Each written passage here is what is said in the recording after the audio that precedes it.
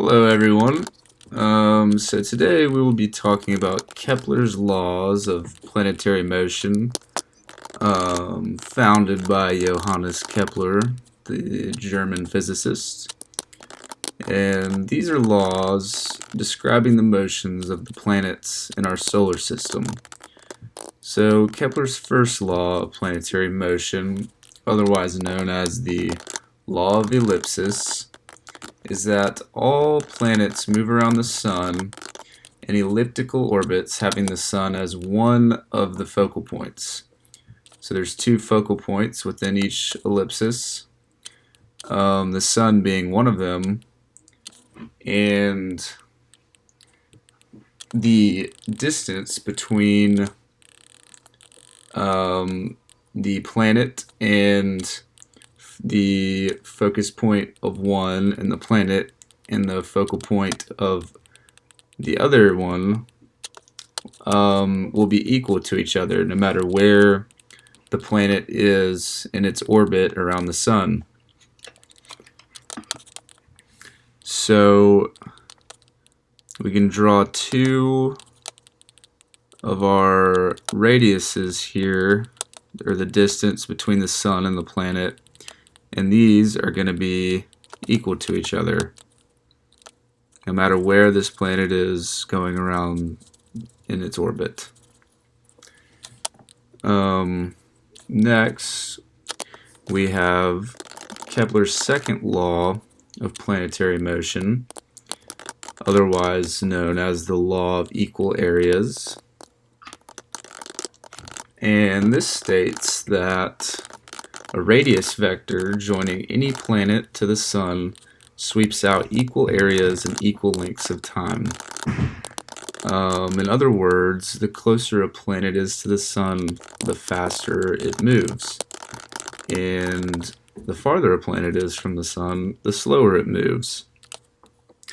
So again, we'll have our two ellipses for the orbits of a planet, and our Sun slightly off-center in the ellipses. And so in the planet's motion, when it's closer to the Sun, it's going to move a lot faster than when it is at its farthest point in the orbit. And so the two areas that we have are going to be equal to each other. So this planet going around the Sun is going to have an equal triangle on its other half, on the other side of it.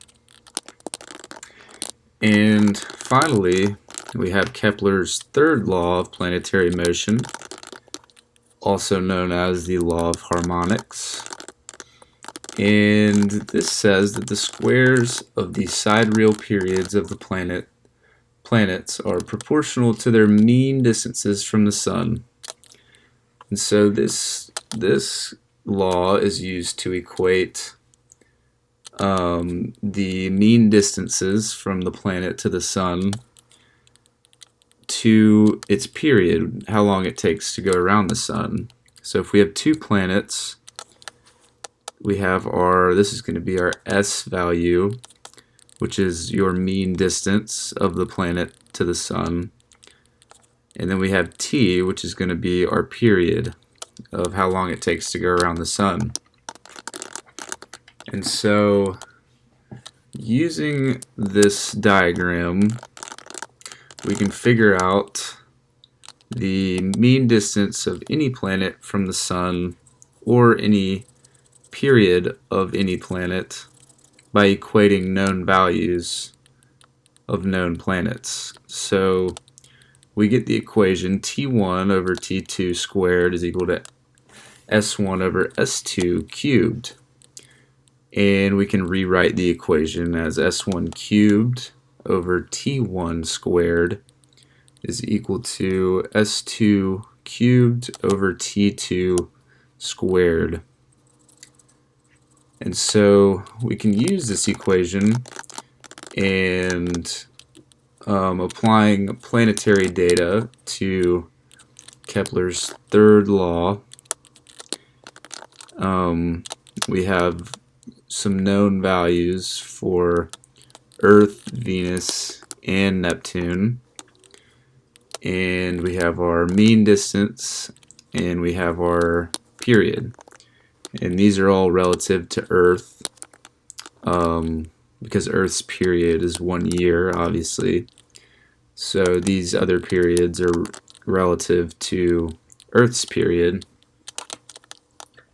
And we can plug these into Kepler's third law equation. And if Kepler is right, we will get the same value for all of these different planets.